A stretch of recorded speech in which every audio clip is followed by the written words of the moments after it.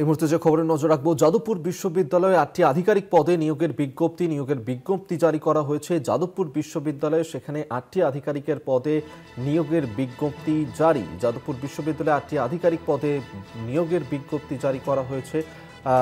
সেক্ষেত্রে registrar, dean of students ও finance officer পদে এই নিয়োগ করা হবে বলেই বিজ্ঞপ্তিতে বলা হয়েছে। নয়া স্থায়ী উপাচার্য দায়িত্ব নেওয়ার পর নিয়োগের অগ্রগতি হবে।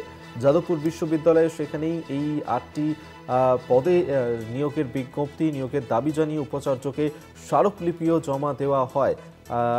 যাদবপুর বিশ্ববিদ্যালয়ে সেখানেই এই বিজ্ঞপ্তি জারি করা হয়েছে, যেখানে 8টি আধিকারিক পদে নিয়োগ করা হবে বলেই এই বিজ্ঞপ্তিতে জানানো হয়েছে। রেজিস্ট্রার, ডিন অফ স্টুডেন্টস এবং ফিনান্স অফিসার পদে এই নিয়োগ করা হবে। যাদবপুর বিশ্ববিদ্যালয়ে সেখানেই রেজিস্ট্রার,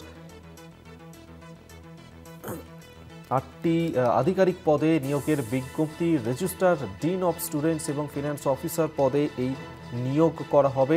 আমরা এই নিয়ে আরও বিস্তারিত জানবো। শুভঙ্কর মণ্ডল আমাদের সঙ্গে টেলিফোনে রয়েছেন, প্রতিনিধি শুভঙ্কর।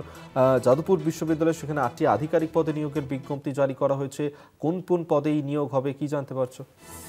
দেখো, এই মুহূর্তে সব থেকে বড় খবর, যাদবপুর বিশ্ববিদ্যালয়ে অবশেষে আধিকারিক পদগুলি যেগুলো দীর্ঘদিন ধরে শূন্য ছিল, প্রায় বছর খানেকের ওপর রেজিস্ট্রার পদে কোনো রেজিস্ট্রার ছিলেন না, সেখানে শূন্য ছিল পদ। ডেপুটি রেজিস্ট্রার শূন্য পদ ছিল, সেখানে অ্যাক্টিং রেজিস্ট্রারকে দিয়ে দায়িত্ব চালানো হচ্ছিল। অন্য কোনো দপ্তরের বা বলা যেতে পারে যে অধ্যাপককে সেখানে বসিয়ে দায়িত্ব সামলাতে বলা হচ্ছিল। স্বাভাবিকভাবে সেখানে দাঁড়িয়ে কিন্তু উপাচার্য ছিল না স্থায়ী। অবশেষে চিরঞ্জীব ভট্টাচার্য কিছুদিন আগে স্থায়ী উপাচার্য পদের দায়িত্ব নেওয়ার পর তার কাছে শিক্ষক থেকে শুরু করে যারা ছাত্র সংগঠন রয়েছে, সংগঠনগুলি গিয়ে ডেপুটেশন বা স্মারকলিপি জমা দেয়।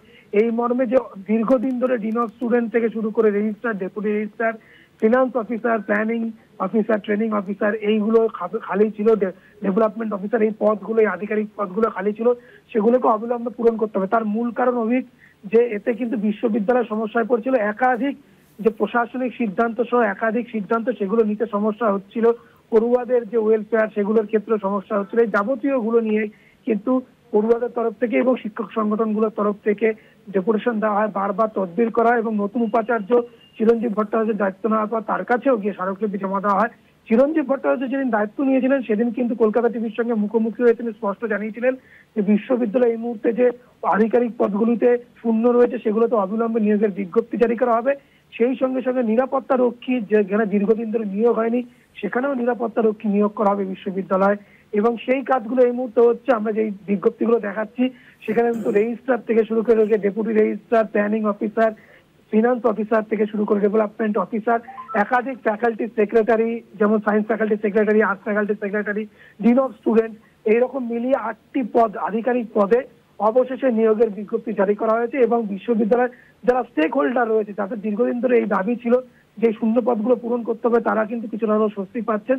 তারা মনে করছেন যে এতে কিন্তু এইবার বিশ্ববিদ্যালয় গতিময়তা পাবে এবং যে শূন্য পদগুলো এতদিন ধরে শূন্য হয়েছিল সেগুলো যখন পূরণ হবে, বিশ্ববিদ্যালয় যেভাবে আগে সচল ছিল বা যেভাবে পড়াশোনা থেকে শুরু করে একাধিক প্রশাসনিক সিদ্ধান্তগুলো নিতে কোনো অসুবিধা হতো না, সেইগুলো কিন্তু নেওয়া যাবে এবং সিদ্ধান্তগুলো গৃহীত হয় বলে তারা মনে করছেন।